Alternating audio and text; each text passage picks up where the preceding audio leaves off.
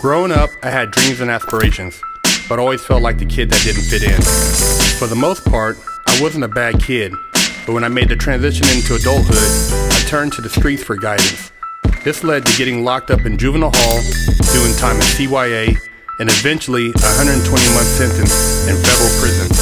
I had a lot of time to think and reflect during my federal sentence, so I share with you what I learned, hoping I can positively influence someone else's life with Prison Talk. Big Herc 916, getting down with fresh out Prison Talk. This story right here, this is tragic, man. And when I talk about parenting and young people, it runs hand in hand with why some of these young kids are just so out of control. This happened on Christmas. Check it out. It's a kid. Where are the parents? That's all I can say. Harris County investigators say a group of 3 to 5 kids tried to rob a man by gunpoint in this parking lot. That man got his own gun and started shooting, hitting 3 of them. And I thought it was a grown man. And I said, "Hey, are you okay?" And he just falls over. Bruce Bailey called 911. He was 12 years old, according to the sheriff's office. He had been shot multiple times and was taken away in an ambulance in critical condition. Investigators say 2 other kids around the same age were also shot and rushed to the hospital in fair condition. On Christmas Day of all days in the year, on Christmas. I mean, wow. It is horrible. But there's nothing we can do. That's the United States of America. So you have to wonder, where are the parents at? It's Christmas night and your 12-year-old, 13-year-old, 14-year-old, or 15-year-old, they're out running the streets. Why aren't they home with their parents? And I know, parents have to work, they have other responsibilities, things are going on. Everybody's life isn't like, Leave It to Beaver. You don't have 2 parents. But on Christmas night, you got to know where your kids are at.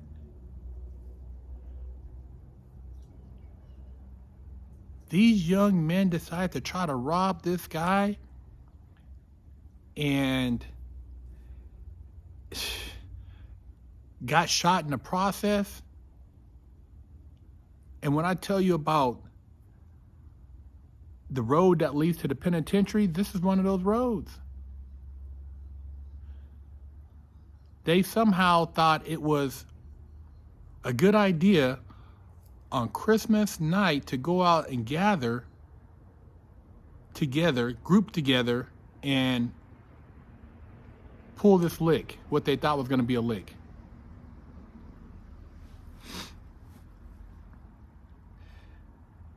At that age, 12, 13, there's still hope. There's still a chance that that kid will be able to learn a life lesson and change his life, go in another direction, follow a different path,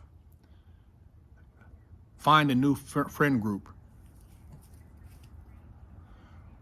But the damage is done with now having to go to juvenile hall or whatever lockup facility, dealing with the hospital as far as the injuries, being shot, having that particular scar for life. Parents got to do better, man.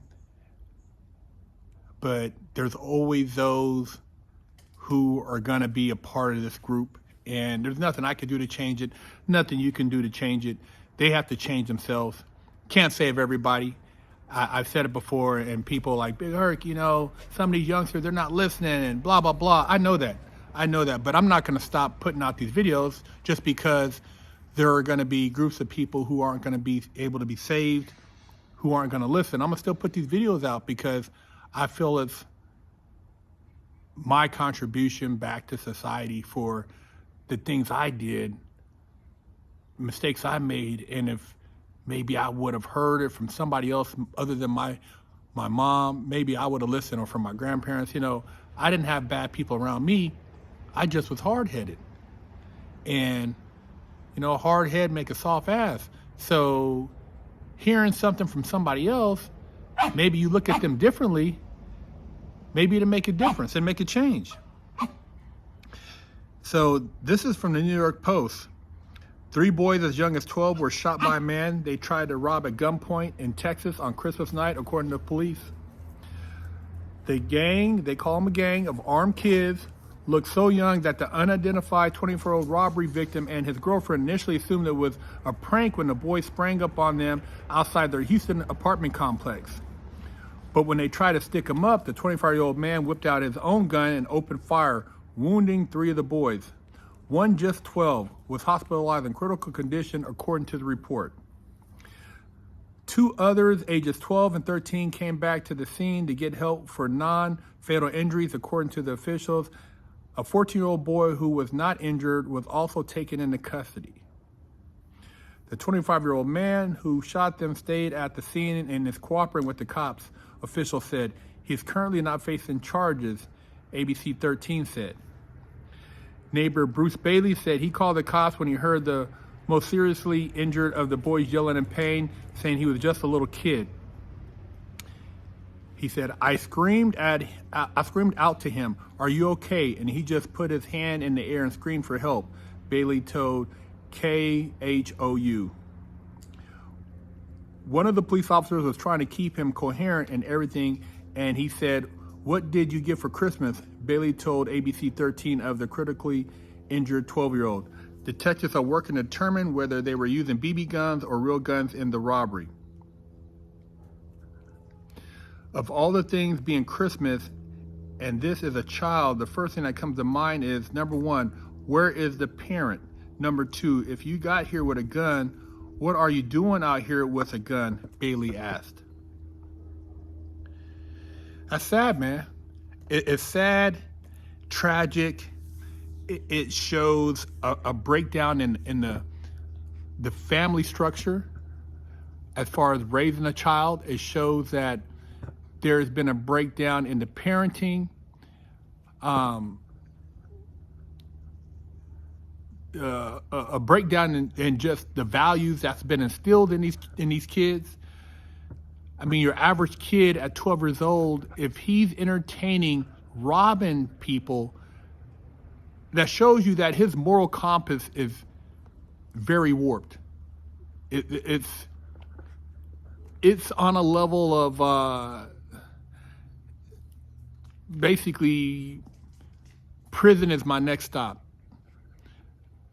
He should be worried about school, playing with his toys, hanging out with his friends, but not robbing people, not at 12 years old, not at 13 years old. You shouldn't be thinking about robbing, asserting violence at a person. And there's a lot of factors in there. Parents now working, most of them more than one job, single parents, lack of father figure, surrounding environment, exposure to, excess violence. There's a lot of things that can program a kid to want to behave like this, but we got to do a turnaround. And my part is sharing from my personal experience, giving back to you guys, but I don't live with these people. I don't know them personally, so I can't make them do anything, but I can send a message out, and hopefully a parent can watch this with their child and they can learn from it and start asking the questions, being more aware of who these children's friends are, who they're hanging out with at school. The biggest thing is your kids spend over 8 hours at school typically, and then they hang out with friends, and then they're playing video games, and then they got their door shut in the house. There's no family dinners. There's no family conversations. These are things we need to get back to. And then on top of it, a lot of these kids probably aren't doing any type of religious service with their family. I know a lot of people kind of turn the eye at religion now because of just things that are out in social media. But one thing is, if you have some type of balance with religion, you will feel certain kind of way when you want to go do something bad. I mean, you can't leave church and then go rob somebody. Typically, that doesn't work like that. You have a sense of guilt, a feeling of doing wrong. There are people in the church, who have done things that, are horrendous. I mean, that's another video. We can get into all that, and that's a whole nother topic. But I'm talking about the basis of the moral values that you get from church. Don't steal, don't covet another man's wife, respect people's personal property, love thy neighbor, being courteous, having a sense of respect for other human beings, just typical things that make people good human beings. We got to get back to that. And the parents have to make an effort to get back to that. I didn't typically enjoy going to Sunday school. I thought it was boring. I didn't understand a lot of the teachings. I know you're supposed to say the prayers and this and that, but I didn't understand that stuff. And, at the time, it just seemed like it was something I had to do because I was with my grandmother and I would go. But now, reflecting on on those things actually saved me later on because I had a point of reference. Had I not had a point of reference of doing these Sunday things with my grandmother, the talks my grandmother and my grandfather would have with me, the talks my mom would have with me, even though I didn't listen at the time, when I got in serious trouble, I could go back to those things and pull myself out of a dark place. A lot of these kids have nothing to pull themselves out of a dark place. So you have to give them things that they might not really understand at the time, but later on, they will have an impression on them. They will give them a point of reference.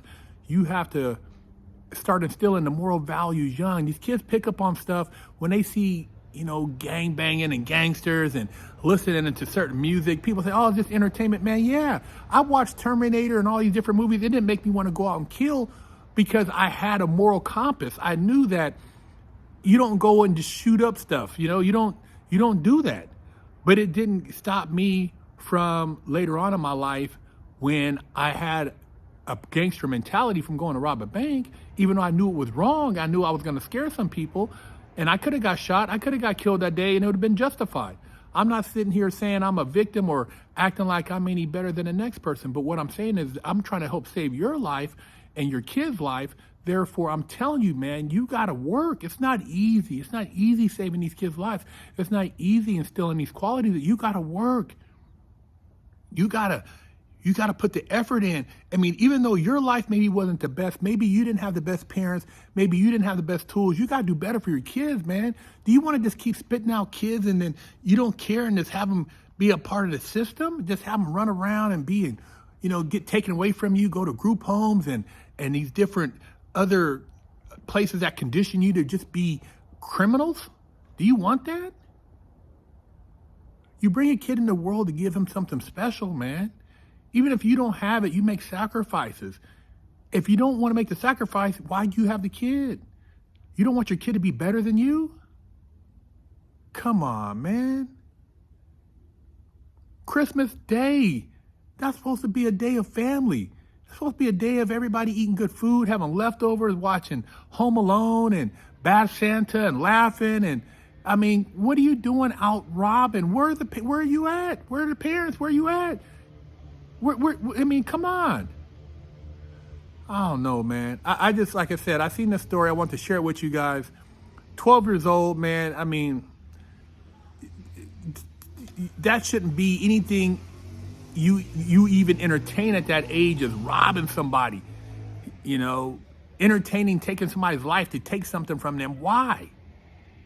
And it goes back to the parents, man. It goes back to the parenting. And we can make excuses. Stop making excuses. Let's start finding solutions. Stop making excuses. There is, you're not a victim. Let's make a difference. Leave a comment, smash the like button, share the channel.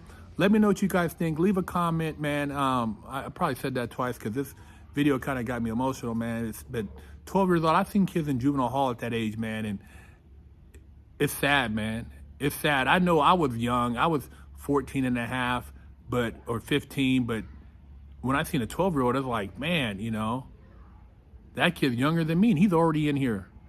I made it to 15, but this guy didn't make it to 12, and he's already locked up. We gotta do better, man. Big Kirk 916.